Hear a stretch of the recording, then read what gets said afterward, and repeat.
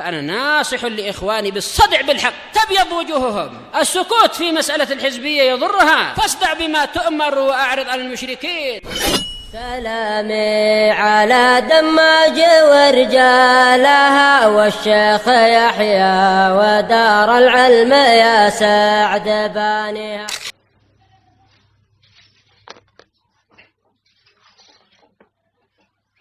Bismillahirrahmanirrahim. Alhamdulillah wassalatu wassalamu ala Rasulillah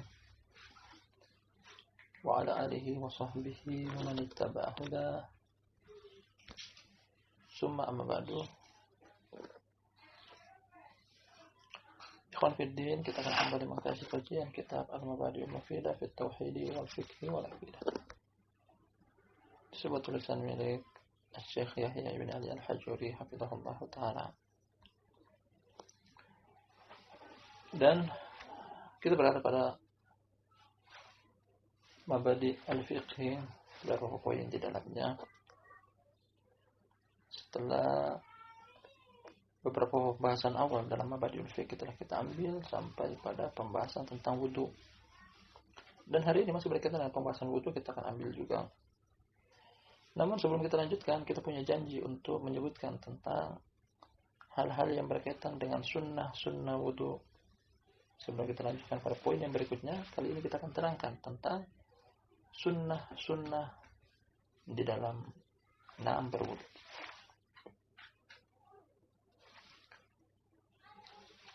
Sebelumnya bahwasanya di dalam berwudu, mungkin juga dalam sholat, bahkan di dalam puasa, dalam amalan-amalan yang mendekatkan diri kepada Allah Subhanahu wa taala, di dalamnya ada hukum-hukum yang berkaitan dengan kewajiban, sunnah, syarat, dan makruh atau yang dibenci. Artinya di dalam wudu ada kewajiban wudu, ada juga sunnah wudu, ada juga syarat sahnya wudu, serta ada juga yang berkaitan dengan hal-hal yang dibenci atau makruh dilakukan dalam wudu. Kali ini kita akan menyebutkan tentang hal-hal yang berkaitan dengan sunnah wudu. Kita mulai dan kita akan menyebutkan berkaitan sunnah wudu pada dua hal. Pertama, di luar wudu dan di dalam wudu. Artinya ada sunnah yang berkaitan dengan wudu namun dilakukan di luar wudu. Kemudian ada juga yang dilakukan di dalam wudu.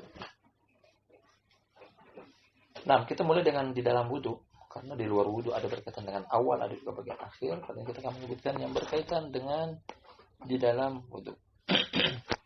Pada pertama adalah sunnah wudu mengucapkan basmalah, mengucapkan bismillah ketika memulai pertama kali wudu. Membaca basmalah.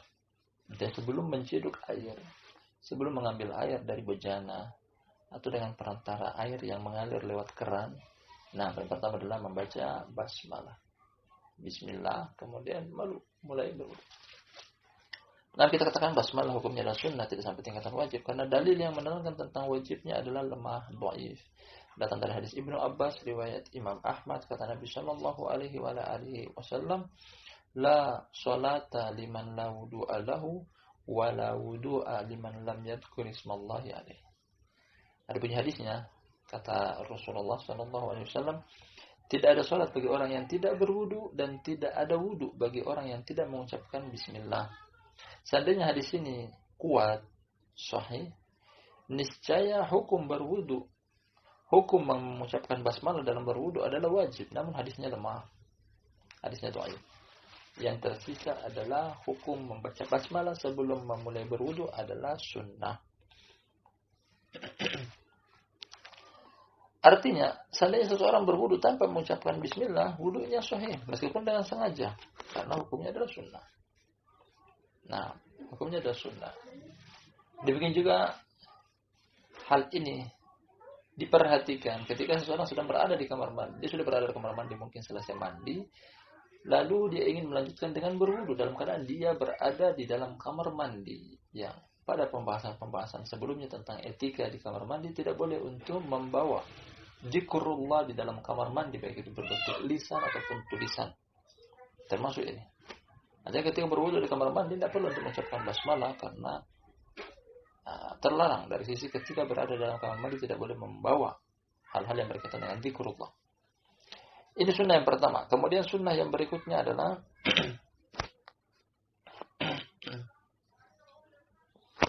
menyela-nyela jari jemari tangan atau kaki.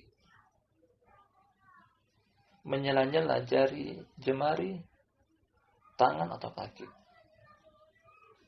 Nah, di sela-sela artinya adalah jari kita menyela-nyela bagian dari ruas-ruas jari jemari, baik itu tangan ataupun kaki. Nah, jadi ketika pertama kali setelah baca basmalah kemudian ingin memulai dengan yang sunnah, menyela jari jemari tangan ataupun kaki. Nah, dan ini hukumnya sunnah. Kemudian berikutnya juga adalah membasuh kedua telapak tangan di awal wudu. Ini paling pertama sebenarnya, membasuh kedua telapak tangan sebelum berwudu, di awal berwudu. Ini tidak masuk dalam wajib, karena wajibnya dari ujung jari jemari sampai ke sikut, sebagaimana tentang ayat surat Al-Maidah yang ke-6. Tapi ini di awal wudu, hukumnya adalah sunnah. Nanti seandainya dia meninggalkannya juga hukumnya tidak mengapa. Nah, tapi tidak pantas untuk meninggalkan, apalagi dalam keadaan air melimpah banyak, tidak terbatas air. Nah, hukumnya adalah hendaknya ikut dibasuh atau dicuci. Kemudian sunnah yang lainnya juga adalah menciduk air dengan tangan kanan, kemudian mengeluarkan kotoran, khususnya dari hidung dan mulut dengan tangan kiri, dan ini hukumnya sunnah. Menciduk air dengan tangan kanan, baik itu dari wadah bejana ataupun dari air keran yang mengalir, kemudian mengeluarkan kotoran dengan tangan kiri. Ini pun termasuk sunnah. Kemudian sunnah yang lain juga adalah untuk menyeka-nyeka anggota wudu ketika berwudu. Menyeka artinya adalah mengusap dengan telapak tangan agar air tersebut menyeluruh, mengena sampai ke seluruh permukaan dari anggota wudu. Jadi bukan cuma sekedar disiram, apalagi dengan air keran mungkin terlalu gampang, airnya sudah ada, tinggal diletakkan anggota wudu di bawah air keran, tapi hendaknya diseka, artinya adalah diusap, membantu air untuk mengenai secara menyeluruh anggota wudu. Jadi tangan ikut bermain, telapak tangan ikut bermain untuk menyampaikan air ke tempat-tempat yang mungkin sulit untuk dijangkau tanpa dengan bantuan tangan. Seperti lekukan siku, atau jari jemari, atau di daerah wajah, misalnya di tepian-tepian hidung, di bawah mata, dan semisalnya. Nanti tangan pun ikut membantu untuk menyampaikan basuhan air ke anggota wudu yang mungkin sulit terjangkau tanpa menggunakan bantuan tangan. Kemudian di antara sunnah-sunnah wudu yang lainnya juga adalah jumlah bilangan cucian 3 kali. Jumlah bilangan cucian 3 kali untuk seluruh anggota wudu kecuali kepala. Kita ulangi. Sunnah yang lainnya juga di dalam wudu adalah jumlah cucian sebanyak 3 kali dari seluruh anggota wudu kecuali kepala. Artinya ketika mencuci mulut dan hidung, sebanyak 3 kali. Berpindah ke wajah juga sebanyak 3 kali. Kemudian berpindah ke tangan, yang kanan 3 kali, yang kiri juga 3 kali. Kemudian berpindah ke kaki juga 3 kali. Kecuali kepala. Kepala hanya dianjurkan 1 kali saja, karena itu merupakan perbuatan Nabi SAW yang tidak dijumpai. Beliau berwudu lebih daripada 1 kali usapan untuk kepala. Dan kesemuanya ada dalilnya. Dari hadis Utsman bin Affan radhiyallahu anhu, Nabi SAW mengusap setiap anggota wudu sebanyak 3 kali. Datang juga dari Abdullah bin Zaid dari sahabat yang mulia radhiyallahu anhu, beliau Nabi SAW mengusap sebanyak 2 kali. Datang juga dari hadis Ibnu Abbas radhiyallahu anhu, bahkan Nabi SAW berwudu hanya dengan 1 kali cucian atau usapan untuk seluruh anggota wudu. Jadi telah datang seluruhnya, 1 kali usapan atau cucian, 2 kali usapan atau cucian, 3 kali usapan atau cucian, seluruhnya adalah datang dari Nabi SAW dengan sanad yang sahih.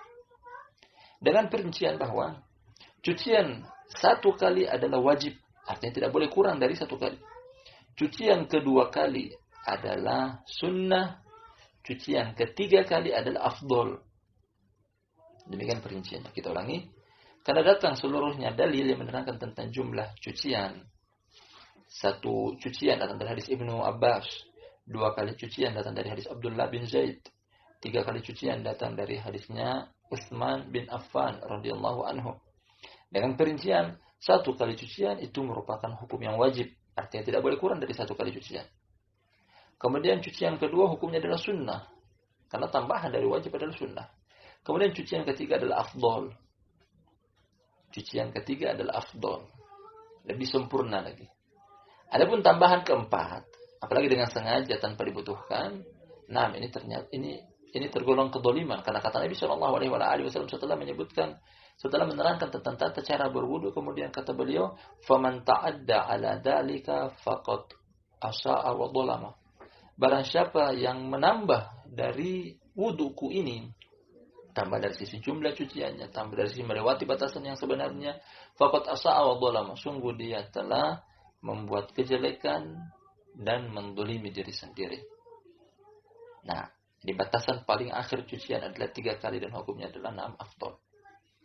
Kemudian sunnah wudu yang lainnya juga adalah sunnah wudu yang lainnya juga adalah mengeluarkan air dari mulut dan hidung ketika mencuci kedua anggota wudu ini. Artinya hukumnya adalah sunnah dikeluarkan. Bersamaan dengan itu boleh untuk ditelan. Hanya saja ini menyelisih sunnah. Karena ketika membersihkan mulut dan hidung, tujuannya adalah air yang masuk ke dalam mulut, air yang masuk ke dalam hidung, tujuannya untuk mengeluarkan kotoran. Artinya kalau sudah dimasukkan air ke dalam hidung dan mulut kemudian ditelan, artinya dimenelan kembali kotorannya. Hanya saja ketika diminum, artinya ditelan, tidak membatalkan wudunya. Namun yang sunnah adalah dikeluarkan. Sebagaimana perbuatan Nabi Shallallahu Alaihi Wasallam.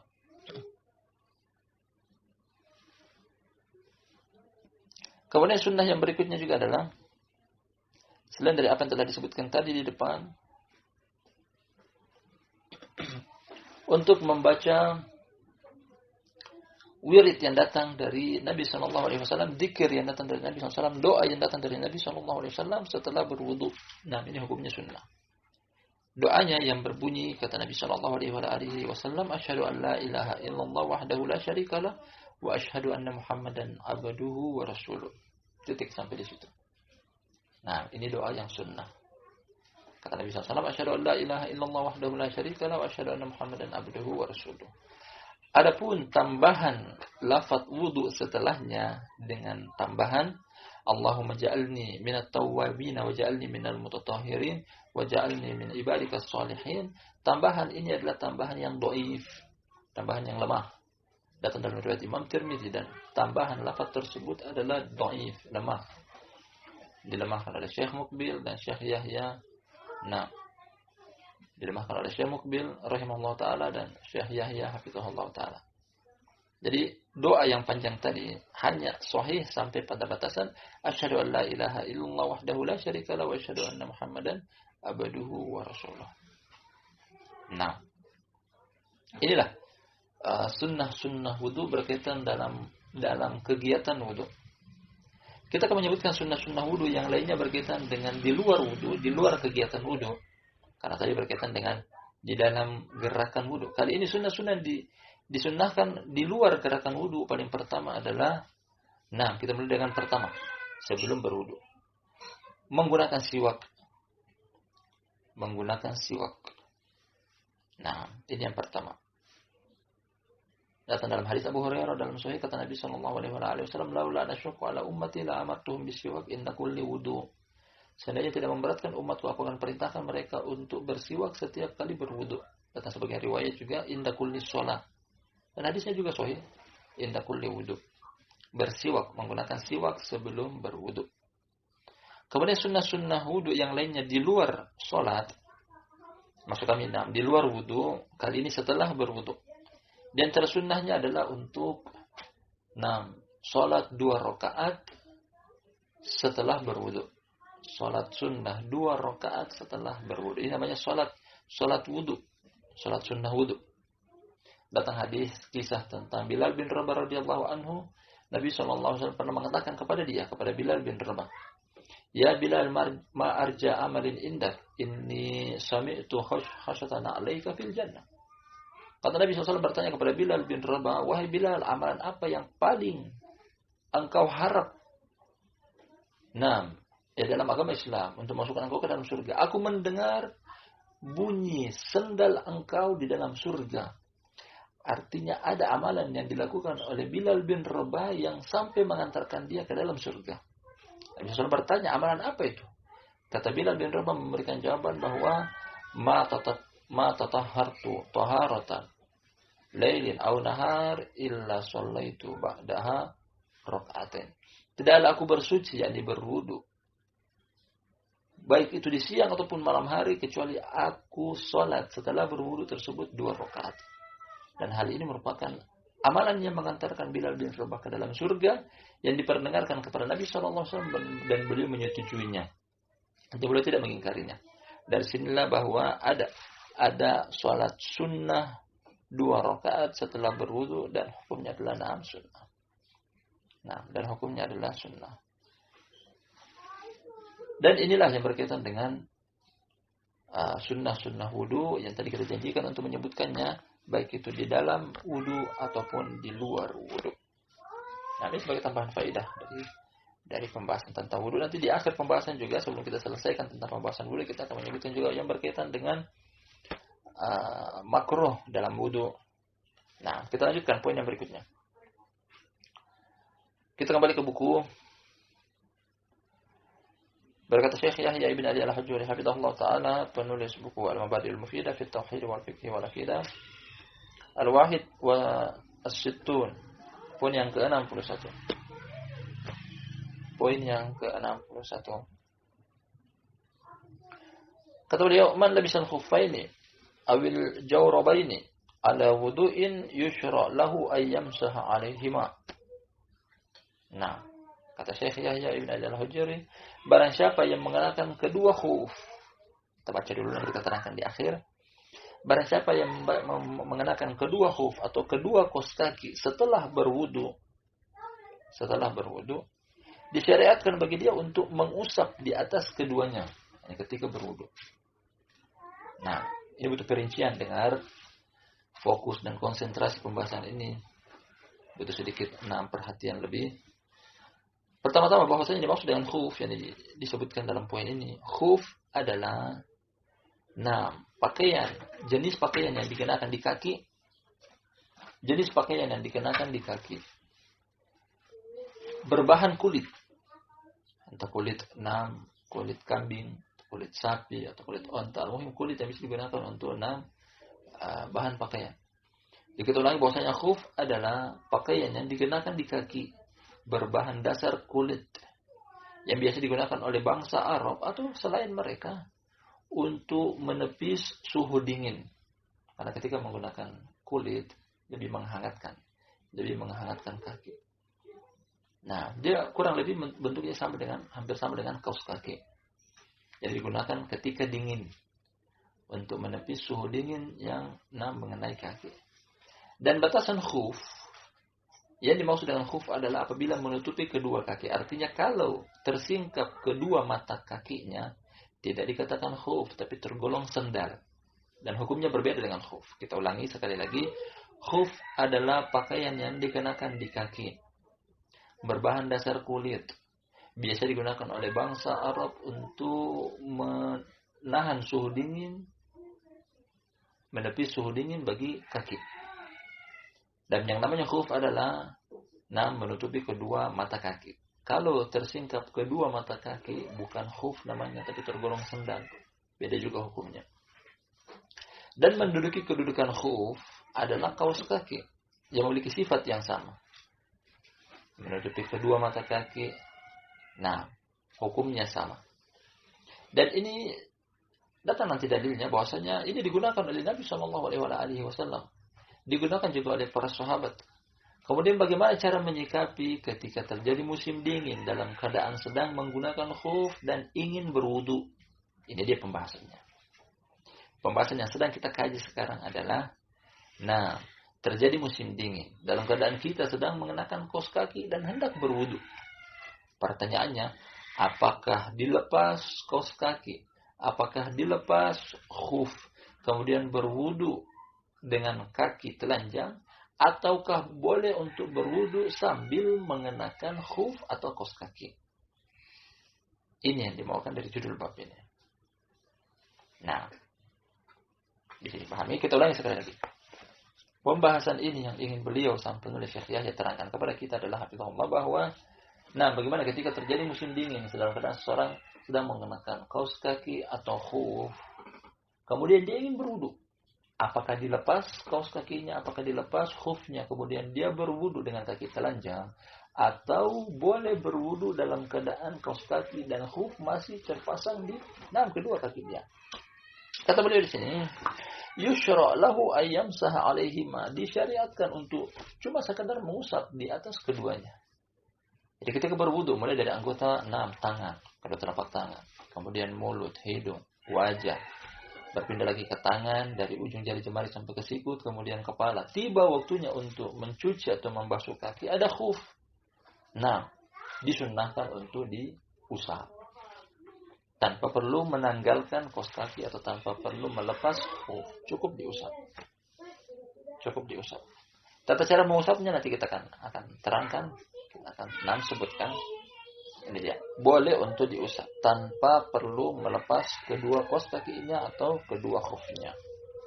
Akan datang nanti penjelasan di bagian akhir, kita baca dulu. In kana muqiman yamsahu 'alaihima yawman wa lailatan wa in kana 'ala safarin yamsahu 'alaihima thalathata ayyamin bilayalihinna. Ini perincian dulu. Dalam keadaan dia itu mukim atau safar. Seseorang yang ingin berwudu dalam keadaan musim dingin, kakinya sedang tertutupi dengan kaos kaki atau khuf. Kalau dalam keadaan mukim, artinya tidak dalam keadaan safar, masih boleh bagi dia untuk mengusap selama kurun waktu 24 jam. Kalau dalam keadaan safar, masih boleh untuk mengusap selama 3 hari 3 malam. Dengan kata lain, 3 kali 24 jam. Nanti selama itu boleh dia berwudu tanpa melepaskan kaos kaki, tanpa melepas khuf. Boleh. Mungkin di tempat kita di daerah Khatulistiwa, negeri tropis yang sepanjang tahun panas terus, tidak terlalu penting hal semacam ini. Tapi berbeda dengan sebagian tempat yang mungkin terdapat musim dingin. Kaos kaki sangat dibutuhkan, khuf sangat dibutuhkan. Karena ketika dalam keadaan musim dingin kemudian badan dalam keadaan terbuka, baik itu kaki ataupun yang lainnya, bisa menyebabkan mungkin demam atau merinding. Al-muhim tidak nyaman. Makanya keadaan seperti ini sangat dibutuhkan. Atau mungkin kita di Indonesia juga pada sebagian tempat mungkin terdapat daerah-daerah yang suhu cuacanya dingin. Daerah-daerah puncak gunung. Sebagian tempat mungkin di sebagian daerah di Indonesia yang mungkin punya suhu yang lebih dingin, yang di atas permukaan laut, tinggi di atas permukaan laut, mungkin hal ini bisa dicontohkan sebab untuk mengamalkan sunnah Rasulullah SAW. Jadi batasan waktunya adalah bahwa seseorang yang dalam keadaan mukim masih boleh dia mengusap selama ingin berwudu, boleh untuk mengusap dalam kurun waktu 24 jam sehari semalam. Kalau dalam keadaan safar, boleh bagi dia untuk mengusap selama 3 hari 3 malam, dengan kata lain 3 kali 24 jam tanpa melepas kaos kakinya. Dia ingin berwudu, silakan diusap. Berwudu lagi, usap sampai 3 hari 3 malam. Sampai 3 hari 3 malam. Kita baca dalilnya. Wa dalilu hadis Abi Bakar radhiyallahu anhu anna Nabiy sallallahu alaihi wasallam rakhasa lil musafir idza tawaddaa wa labisa khuffaihi thumma ahdatha wudu'an ayyam saha salasata ayyamin wa layalihinna wa lil muqimi yawman wa lailatan. Nah, kita artikan dalilnya adalah hadis Abu Bakar radhiyallahu anhu, akan datang nanti dari Imam Ibnu Majah, bahwa Nabi sallallahu alaihi wasallam memberikan keringanan kepada orang yang melakukan safar. Nabi SAW memberikan keringanan bagi orang yang melakukan perjalanan safar apabila hendak berwudu dalam keadaan dia sedang mengenakan 2 khuf pada 2 kaki kiri dan kanannya. Khuf atau yang menduduki kedudukan khuf seperti kaos kaki atau sepatu yang dengan ukuran tinggi sampai menutupi mata kakinya, hukumnya sama. Untuk apa?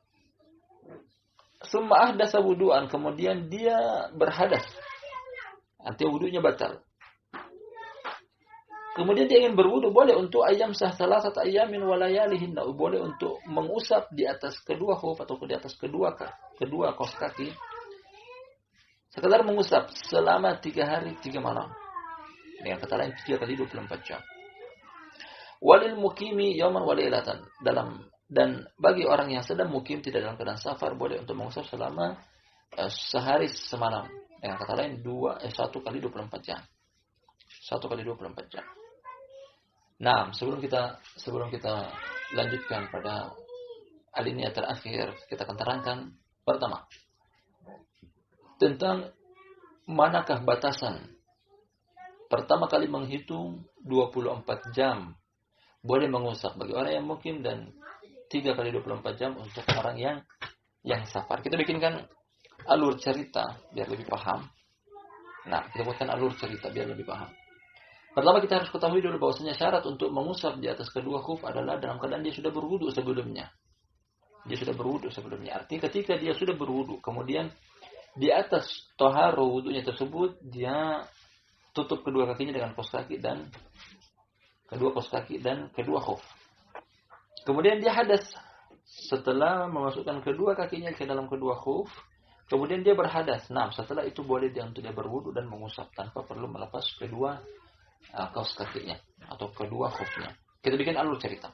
Misalnya, seseorang entah laki-laki ataupun perempuan dia bangun di pagi hari, misalnya jam 4 dia bangun.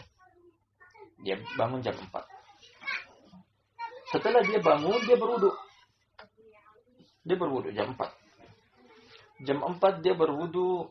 Setelah berwudu dengan wudu yang sempurna dalam keadaan badannya suci, dia memasukkan kedua kakinya ke dalam khuf atau ke dalam kaos kaki. Nah, jam 4 dia berwudu. Setelah berwudu dia pakai kaos kaki, dia pakai khuf. Nah, jam 5 sholat subuh, dia sholat. Masih bertahan wudunya dia jam 7 pagi. Nah, dia batal. Wudunya batal. Jam 7 pagi wudunya batal. Namun dia belum mengambil air wudu yang baru. Karena tidak ada waktu sholat yang dekat situ. Menjelang sholat zuhur sekitar jam 12. Artinya setengah 12 dia berwudu kembali.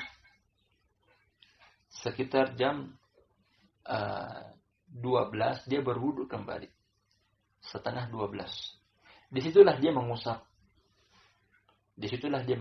Untuk hitungan usapan pertama. Setelah dia hadas, wudunya batal. Nah, di manakah mulai pertama kali menghitung 1 kali 24 jam bagi yang mukim atau 3 kali 24 jam untuk yang musafir untuk beberapa hari ke depan? Apakah dihitung mulai dari jam 4 ketika wudu pertama kali atau dihitung mulai dari jam 7 ketika dia berhadas atau dihitung dari setengah 12 ketika dia mengusap pertama kali? Di manakah menghitung pertama kali? Nah, dari pendapat yang rajih yang diterojikan juga Syekh Yahya hafizallahu taala, kemudian disusulkan juga oleh Syekh Ibnu Utsaimin dalam kitab Syarhul Mumti, bahwa yang rajih adalah mengusap dihitung pertama kali ketika wudu setelah hadas. Jadi dihitung pertama kali setengah 12. Jam setengah 12 itu mulai jam nolnya. Kemudian boleh dia untuk mengusap sampai jam setengah 12 esok harinya bagi orang yang mukim. Atau jam setengah 12 3 hari setelahnya untuk yang bersafar. Nah, ini perinciannya. Jadi hitungan pertama kali untuk 24 jam dimulai dari ketika dia mengusap pertama kali setelah berhadas, yakni dimulai dari setengah 12. Artinya sampai jam setengah 12 besok harinya masih boleh untuk dia mengusap tanpa melepas kaos kakinya, tanpa meninggalkan kedua khufnya. Ini dengan syarat bahwasanya selama proses kurun waktu masih tersisa, dia tidak melepas kedua kaos kakinya. Artinya ketika dia melepas, terhitung dari awal, dari nol kembali. Hitungannya dimulai dari nol kembali. Mungkin karena dia ingin mandi, akhirnya dia harus lepas kedua kaos kakinya, kedua khufnya. Berarti hitungannya mulai dari nol kembali. Nah, ini batasan waktu. Hitungan 24 jam bagi orang yang mukim 1 kali 24 jam, atau orang yang safar 3 kali 24 jam. Dimulai dari pertama kali mengusap setelah dia berhadas dari wudhunya. Kemudian kita sebutkan atau kita bacakan bagian akhir dari pembahasan ini. Alinea terakhir. Wal mashu ala dhahiril khuffaini. Berlanjutkan lagi. Kali ini masuk tentang tata cara mengusap kaos kaki yang sudah digunakan di kedua kaki atau khuf. Bagaimana cara mengusapnya? Kata beliau, wal mashu ala dhahiril khuffaini. Tata cara mengusap adalah dengan mengusap punggung kaki.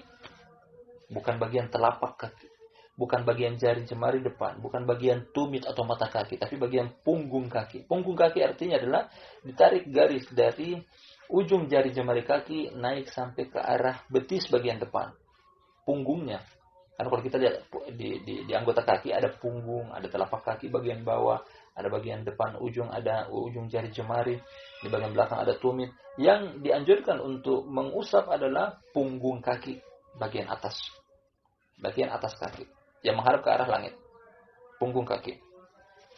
Dalilnya adalah wa dalilu hadis Ali bin Abi Thalib radhiyallahu anhu qala wa qad ra'aitu Rasulullah sallallahu alaihi wasallam yamsahu ala dhahiri khuffaihi akhrajahu Abu Dawud wa huwa sahihun. Dalilnya adalah hadis Ali bin Abi Thalib, semoga Allah meridhoinya, dia berkata, aku pernah melihat Rasulullah sallallahu alaihi wasallam beliau mengusap di atas kedua punggung khuf beliau. Hadisnya riwayat Imam Abu Dawud. Jadi yang diusap adalah punggung kaki. Yang diusap adalah punggung kaki. Dengan tata cara, perhatikan di sini ada 4 cara. Ada 4 cara untuk mengusap khuf atau kaos kaki berkaitan dengan punggung kaki. 3 cara yang betul, 1 cara yang salah. Nah, itu lagi ada 4 cara dalam mengusap khuf. 3 cara yang betul, 1 cara yang salah. Nanti kalau mau mengusap, ikuti 3 cara ini, jangan ikuti 1. Di antara 3 cara yang betul tersebut, pertama, tangan kanan mengusap kaki kanan, tangan kiri mengusap kaki kiri pada waktu yang bersamaan sambil mengusap dari bagian depan naik ke arah atas punggung kaki. Artinya mengusap dengan 1 kali usapan dari bagian depan ujung jari jemari kaki diusap naik ke arah atas punggung kaki. Dan sebelumnya juga membasahi tangan dengan sedikit air, membasahi telapak tangan dengan sedikit air tanpa perlu dicuci, hanya mengusap. Nah, kemudian mengusap dari arah jari jemari kaki naik ke arah punggung. Yang kanan mengusap, tangan kanan mengusap kaki kanan, tangan kiri mengusap kaki kiri dengan 1 kali usapan secara bersamaan di waktu yang sama. Nah, ini cara yang pertama yang boleh. Kemudian cara yang kedua adalah tangan kanan mengusap kaki kanan, tangan kiri mengusap kaki kiri tapi tidak bersamaan. Yang kanan duluan mengusap. Tangan kanan mengusap kaki kanan. Setelah selesai baru berpindah ke tangan kiri mengusap kaki kiri pada waktu yang tidak bersamaan. mendahulukan yang kanan. Dan ini juga boleh. Nah, itu lagi keadaan yang kedua adalah tangan kanan mengusap kaki kanan, tangan kiri mengusap kaki kiri, tapi pada waktu yang berbeda, tidak bersamaan, mendahulukan yang kanan. Kemudian cara yang ketiga yang juga boleh, cara yang ketiga yang juga boleh adalah tangan kanan mengusap kaki kanan, tangan kanan juga mengusap kaki kiri. Jadi cara yang ketiga tangan kiri tidak berfungsi di sini. Cara yang ketiga adalah tangan kanan mengusap kaki kanan lebih duluan, kemudian tangan kanan pindah ke kaki kiri mengusap lagi. Yang kedua kali. Jadi pada posisi yang ketiga ini, pada tata cara yang ketiga, tangan kiri tidak berfungsi. Tidak digunakan. Dan inilah tiga tata cara yang dibolehkan dan hukumnya boleh. Adapun cara yang keempat yang tidak dibolehkan adalah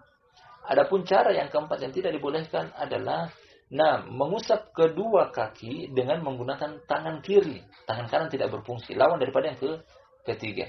Jadi tangan kiri mengusap kaki kanan, tangan kiri juga mengusap kaki kiri, dan ini tidak dibolehkan. Dan ini tidak dibenarkan. Nah, yang ini tidak dibenarkan.